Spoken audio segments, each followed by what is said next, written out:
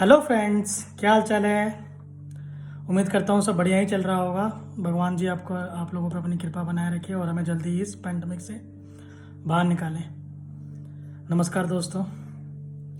तो आज हम एक नए फ्रेश टॉपिक पर बात करते हैं, profit and gains on shares जो आज की डेट में सबका फेवरेट और हॉट टॉपिक बना हुआ है इन दिनों में, क्योंकि किसी के पास भी ऐसा कुछ काम धंधा तो है नहीं। हर कोई अपने शेयर्स के अंदर डील कर रहा है और उसमें पैसे कमा रहा है या गंवा रहा है। तो आज हम बात करेंगे थोड़ा सा छोटा brief discussion on shares on trading के ऊपर, जो भी मतलब प्रॉफिट एंड गेन्स होते हैं उनका क्या ट्रीटमेंट होता है और इनकम टैक्स की नज़रों में इनको किस तरह से डील किया जाता है। तो हम बहुत छोटे टॉपिक्स में इसको मोटा मोटा बहुत ऊपरी तौर से डिस्कस करेंगे, मोटा मोटा, ताकि जो मेरे फ्रेंड्स वगैरह या मेरे क्लाइंट्स वगैरह ज़रा समझ सकें उनको डील कैसे करना है। तो देखिए, प्रॉफिट एंड गेन्स दो तरह के होते हैं शेयर्स के अंदर। इनको दो तरह से हम यूज़ कर सकते हैं, दो तरह से दिखा सकते हैं। एक होता है प्रॉफिट फ्रॉम बिजनेस और एक होता है कैपिटल गेन। अब डिपेंड करता है कि आपने किस तरह की शेयर्स की ट्रांजेक्शन कर रखी है। आप एसएससी को किस तरह से अपने आप को रिप्रेजेंट कर सकते हो कि हमने ये डील करी है कि नहीं करी है। बट इस टॉपिक को शुरू करने से पहले मैं आपके पास एक जनरल क्वेश्चन डालना चाहता हूँ। आपको पता है कि इंडिया के अंदर 135 करोड़ की आबादी के अंदर कितने लोग शेयर मार्केट के अंदर डील करते हैं? पूरी आबादी का 3 to 4% only, in comparison of China 12 to 13%। But फिर भी अभी पीछे रिसेंट न्यूज़ आई थी कल कि जो इंडिया का शेयर मार्केट का वैल्यूएशन है वो $3 ट्रिलियन। $3 ट्रिलियन का मतलब पता है? 3,000 करोड़ डॉलर। 1,000 बिलियन का 1 ट्रिलियन होता है, तो 3,000 बिलियन डॉलर्स का 3 ट्रिलियन हुआ। जो हमारी मोदी की महत्वाकांक्षा भी है हमारी इकोनॉमी को 5 ट्रिलियन तक लेके जाने के लिए। तो उसके हिसाब से देखा जाए तो शेयर मार्केट का 3 ट्रिलियन होना एक बहुत बड़ी बात होती है। मतलब हम चौथे नंबर पे आ चुके हैं, चाइना, जापान, अमेरिका के बाद चौथे नंबर पे हमारा मार्केट वैल्यूएशन लगता है शेयर्स का। ये तो एक जनरल मैंने आपको बात बताई। बट आपने देखा होगा कि शेयर मार्केट के अंदर बहुत ज़्यादा उतार चढ़ाव होता है। वो कैसे होता है, किन के थ्रू होता है? क्या हम लोगों के थ्रू होता है? हम जो छोटे इन्वेस्टर्स हैं, इनमें 3 तरह के कैटेगरी के इन्वेस्टर्स होते हैं जो शेयर मार्केट में डील करते हैं। एक होता है रिटेल इन्वेस्टर्स, एक होता है आपका HNI, हाई नेटवर्थ इंडिविजुअल, और एक होते हैं आपके QIP, qualified institutional investors. Retail जो होते हैं हम जैसे लोग, middle class family, salaried person, businessman जो करते हैं, उनसे हमारा कोई फर्क नहीं पड़ता शेयर मार्केट को कि वो बहुत ऊपर जाएगा या नीचे जाएगा। दूसरे नंबर पे होती है HNI, हाई नेटवर्थ। इनके पास अच्छी टीम होती है, बहुत अच्छे ये अपने आप को जज करते हैं और शेयर्स के ऊपर स्टडी करते हैं, उसमें डील करते हैं, जैसे राकेश झुनझुनवाला और DMart के जो हमारे ऑनर हैं, वो इस तरह के लोग HNI इसमें आते हैं। तीसरे आते हैं QIP, जिसमें एक FII होता है, DI होता है, foreign institutional investor, domestic institutional investor. Foreign institutional investors जो होते हैं ये बहुत बड़े बड़े अमाउंट इंडिया के अंदर, मार्केट्स के अंदर वर्ल्ड वाइड इन्वेस्ट करते हैं, सेम एज डोमेस्टिक। डोमेस्टिक में आपको मालूम है तो सबसे मेन प्लेयर क्या है? LIC। फॉरेन के अंदर अगर आप बात करेंगे तो उसमें बहुत सारे प्लेयर्स हैं, फ्रैंकलिन टेम्पलर्ड है, मतलब इसमें बड़े बड़े म्यूचुअल फंड्स भी आते हैं जो इंडिया के अंदर इन्वेस्ट करते हैं। तो ये मोटा मोटा मैं आपको एक शेयर मार्केट के अंदर बताया कि उथल पुथल किस तरह से होती है, मोटा मोटा सिनेरियो क्या होता है। अब आते हैं बात इसके इनकम के ऊपर कि शेयर मार्केट से जो हम इनकम अर्न करते हैं उसको ट्रीटमेंट क्या करना है। भाई ट्रीटमेंट दोनों कर सकते हो आप, तो उसको बिजनेस इनकम दिखा लो जिसके अगेंस्ट में आप अपने खर्चे बुक कर सकते हो। खर्चे भी कोई स्पेसिफिक नहीं है। अब आपने अगर बिजनेस चलाया है, गवर्नमेंट को आप बिजनेस दिखा रहे हो, तो बिजनेस चलाने के लिए बहुत सारे खर्च हो सकते हैं। आपने ऑफिस रेंट पे लिया, उसका रेंट दे रहे हो, आपने कंप्यूटर वगैरह किराए पे लिया हो या उसको खरीदा, उस पर डेप्रिसिएशन क्लेम करना है, आपने कोई स्टाफ रखा हुआ है कोऑर्डिनेशन के लिए, उसको उसके थ्रू कर रहे हो, बिजली का बिल दे रहे हो, आप अपने घर से ऑफिस जा रहे हो, उसके बीच में जो कन्वेंस वगैरह जा रहा है वो, तो बहुत सारी चीज़ें जो खर्चे उसमें क्लेम करके आप जो नॉर्मल प्रॉफिट दिखाना चाहते हो उस पर जो भी नॉर्मल टैक्स स्लैब अप्लीकेबल होती है उस पर टैक्स दीजिए। दूसरा होता है कैपिटल गेन। कैपिटल गेन दो तरह के होते हैं, एक होता है शॉर्ट टर्म, एक होता है लॉन्ग टर्म। शॉर्ट टर्म है SIT पेड है तो 15%, और लॉन्ग टर्म है तो विदाउट इंडेक्सेशन 10%। ये फाइनेंस एक्ट 2018 से हुआ है। इससे पहले ये एग्जाम हुआ करता था लॉन्ग टर्म कैपिटल गेन। इसमें भी अभी भी एक मतलब क्राइटेरिया चल रहा है, अगर आपका long term capital gain 1 lakh से नीचे है तो वो एग्जाम्प्ट है, उससे ऊपर है तो 10% अप्लीकेबल है टैक्स उसके ऊपर विदाउट इंडेक्सेशन। अब भैया इसके ऊपर भी बहुत डिस्प्यूट है कि आप इसको बिजनेस इनकम क्यों ना दिखाकर कैपिटल गेन क्यों दिखा रहे हो।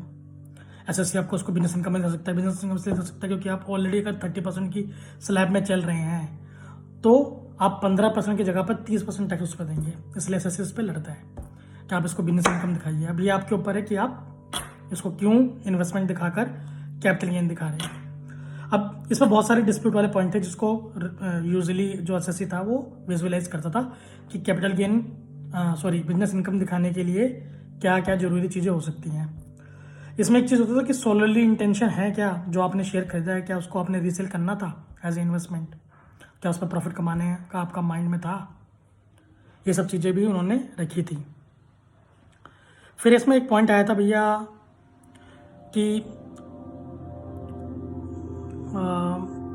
जो ट्रांजैक्शन है वो कॉन्टिन्यूसली है कि नहीं है मतलब आप रेगुलर ट्रांजैक्शन कर रहे हो कि नहीं कर रहे हो, उनकी डिलीवरी वगैरह ले रहे हो कि नहीं ले रहे हो। फिर आपके खुद के ओन फंड से है, ये भी एक बहुत बड़ा मेजर फैक्टर करता है कि भैया आपने अगर खुद के फंड से लिया तो उसको आपने इन्वेस्टमेंट ही दिखाया होगा। तीसरी चीज़ है, अगर आप कंपनी एसएससी हैं तो क्या आपके एमओए में इसमें मेंशन किया हुआ क्या आपकी कंपनी शेयर मार्केट में डील करेगी। सेकंड, आपकी रेशियो चेक करता है कि आपके सेल परचेज की रेशियो क्या है, क्या आपकी सेल परचेज की रेशियो जो है वो हाई लेवल है, मतलब इस तरह की ट्रीट कर सकते हैं कि हाँ आपको देख के लगेगा कि आप बिजनेस नेचर में आप इसको डील करते हैं। एसटीडी पेड हुआ कि नहीं हुआ, ऑब्वियस अगर आप ऑनलाइन ट्रांजेक्शन आज की डेट में करें तो उस पर एसटीडी पेड होता ही होता है, बट अनलिस्टेड के केस के अंदर ये चीज़ नहीं होती है, इसलिए आप एक एसटीडी भी अपने पिक्चर के अंदर मैटर करता है। इसमें गवर्नमेंट ने ये भी देखा कि क्या ऐसा तो नहीं आप सिस्टम कंसर्न के अंदर अननेसेसरी पैसा डाल रहे हो, आपको अंदर की इन्फॉर्मेशन मालूम हो उसकी, तो आप मैनिपुलेटेड गेन करने की फिरक में लगे हुए हो। और क्या आपने सिर्फ बुक एंट्री कर रखी है, उसके अगेंस्ट में कोई आपने ट्रांजेक्शन करी है कि नहीं करी है। तो जब एसएससी आपका बिजनेस इनकम देखता है तो ये सारे पॉइंट जरूर डिस्कस करता है।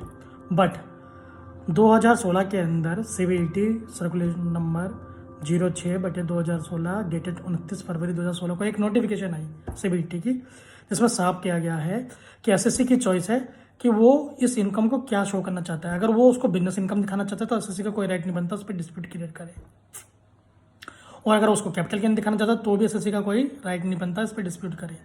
ये सोलली डिस्क्रिप्शन जो भी है चॉइस है वो एसएससी की है। बट इसका एक लॉस ये है कि अगर आपने जो चीज़ चूज़ कर लिया है उसको फिर आप कॉन्टिन्यूस ईयर के अंदर कंटिन्यू करते रहेंगे।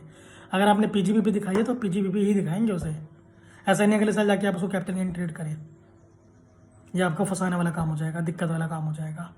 अब अगर आपने उसको पीजीबीपी दिखाया पीजीबीपी के में दो फैक्ट है, एक है स्पेकुलेशन इनकम और एक है नॉर्मल इनकम।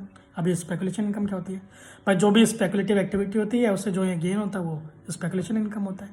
अब स्पेकुलेशन इनकम क्या होता है, स्पेकुलेशन इनकम ट्रेडिंग के अंदर वो होता है जिसके अंदर आप डिलीवरी नहीं लेते हैं, जैसे कि सुबह 9 बजे मार्केट ओपन होती है, 3:30 बजे क्लोज होती है, तो आप 9 से 3 के बीच में ऐसे ट्रांजेक्शंस करते हैं जिनकी आपकी डिलीवरी डीमैट अकाउंट में आती ही नहीं है। तो इसमें मोस्टली क्या होता है, ये इंट्रा डे ट्रांजेक्शन कहलाती हैं। और साथ में अगर आप एफएनओ में डील कर रहे हैं तो भी आप स्पेकुलेशन में आ गए। तो स्पेकुलेशन के अंदर और नॉर्मल बिजनेस के अंदर दो चीज़ों का फर्क होता है, एक तो उसमें पीरियड, अगर आपको कोई लॉस है स्पेकुलेशन के अंदर ओनली 4 ईयर्स, और अगर नॉर्मल है तो उसमें 8 ईयर्स का फर्क होता है। प्लस अगर आपका स्पेकुलेशन प्रॉफिट आ रहा है, लॉस आ रहा है, तो आप उसको लॉस को सिर्फ जो सेट ऑफ करना होगा वो ओनली स्पेकुलेशन प्रॉफिट के अगेंस्ट में कर सकते हैं, नॉर्मल बिजनेस के अगेंस्ट नहीं कर सकते। तो ये चीज़ें ज़रा मैटर करती हैं, आप किस तरह से उसको वेफरगेट करेंगे। अगर आपकी बहुत ज़्यादा ह्यूज ट्रांजेक्शन है, इंटरडे ट्रांजेक्शन है, एफएनओ, तो आपको स्पेकुलेशन इनकम ही ट्रीट करनी पड़ेगी, इसका कोई सोल्यूशन नहीं है। इसका सेपरेट पीएनएल भी बनेगा, सेपरेट कॉम्पिटिशन भी बनेगी, जिसका आपके नॉर्मल बिजनेस से कोई लिंक नहीं होगा। Are you getting my point. Same ऐसे ही अगर आपने शॉर्ट टर्म कैपिटल गेन और लॉन्ग टर्म कैपिटल गेन दिखाया हुआ है, एसटी पेड है तो 15% है, और लॉन्ग टर्म है तो 10% है। 1 अप्रैल 2018 से उस पर 10% आता है। और अगर 1 लाख से नीचे का कैपिटल गेन है तो वो एग्जेम्प्ट है 1038 के अंदर, जो अभी भी प्रिवेल करता है। अब बात आते हैं इसके ऊपर, एक नोटिफिकेशन हो रही थी 2016 में ही अनलिस्टेड शेयर्स का। अनलिस्टेड शेयर्स के अंदर क्या है भैया, अनलिस्टेड शेयर्स की भी तो डीलिंग होती है, तो उसमें भी गवर्नमेंट ने कहा था कि अगर आप कोई भी अनलिस्टेड शेयर्स की डीलिंग करते हैं तो circular number CBDT circular number 225/12/2016/ITA.1 करके एक नोटिफिकेशन है, जिसमें साफ कहा गया है अगर इन्वेस्टर की इंटेंशन अनलिस्टेड शेयर्स को सेल करने की रही है तो वो हमेशा कैपिटल गेन ही ट्रीट की जाएगी, वो बिजनेस इनकम नहीं माना जाएगी, ताकि इसके ऊपर कोई डिस्प्यूट ना क्रिएट हो, एक यूनिफॉर्मिटी बनी रहे। ये हुई अनलिस्टेड शेयर्स की बात। अब इस पर डिपेंड करता है आपका शेयर्स अगर 12 महीने से ऊपर का होल्डिंग है तो लॉन्ग टर्म है, और 12 महीने से नीचे का है तो शॉर्ट टर्म है, सिंपल। अब स्पेकुलेशन के अंदर भी कुछ एक्सेप्शंस होते हैं जिनको हम स्पेकुलेशन नहीं बोल सकते, जैसे कि हैजिंग। अगर आपने हैजिंग कॉन्ट्रैक्ट किया हुआ है, किसके लिए? गुड्स के लिए और मैन्युफैक्चरिंग के लिए, ताकि उससे आपको कोई लॉस ना हो सके फ्यूचर के अंदर। कोई प्राइस फ्लक्चुएशन होती है मार्केट के अंदर, उसके लिए आपने कोई हैजिंग कॉन्ट्रैक्ट किया हुआ है। सेम केस होता है स्टॉक और इन्वेस्टमेंट के रिगार्डिंग भी, शेयर्स के रिगार्डिंग भी। इसका एक ही तात्पर्य होता है कि अगर फ्यूचर में आप किसी चीज़ से अनसर्टेन है तो आप उसके लिए हैजिंग कॉन्ट्रैक्ट करते हैं, और उस पर प्राइस फ्लक्चुएशन से बचने के लिए आप उसको अपने आप को सेव कर लेते हो। ऐसी होती है आपकी एक ट्रेडिंग इन डेरिवेटिव्स। सिंपल सी बात है, जो भी आपका ऑथराइज डीलर है वो रिकॉग्नाइज होना चाहिए, उस पर कॉन्ट्रैक्ट नोट के ऊपर उसके स्टैंप एंड साइन होने चाहिए, उसका यूनिक आइडेंटिटी नंबर होना चाहिए और पैन नंबर मेंशन होना चाहिए। तो ये भी आपका स्पेकुलेशन के अंदर नहीं आती है। सेम चीज़ है ट्रेडिंग इन कमोडिटी, जो आपकी MCX वगैरह होती है, जो आपका ये क्रूड ऑयल वगैरह, गोल्ड और सिल्वर वगैरह होता है, इसके अंदर भी जो डील करते हैं उसको स्पेकुलेशन नहीं मानता, उसको नॉर्मल बिजनेस इनकम ही माना जाएगा। और लास्ट में आता है फॉरवर्ड कॉन्ट्रैक्ट्स। फॉरवर्ड कॉन्ट्रैक्ट्स वो होते हैं जो फ्यूचर को, जिनकी डिलीवरी फ्यूचर में होनी होती है, उसके अगेंस्ट में एसएससी अपने आपको हैज करके चलता है फॉरवर्ड कॉन्ट्रैक्ट के थ्रू। तो ये कुछ एक्सेप्शन है स्पेकुलेशन के अगेंस्ट में, स्पेकुलेशन इनकम के अगेंस्ट में, जिनको हम स्पेकुलेशन इनकम नहीं मान सकते, नॉर्मल इनकम ही मानी जाएगी।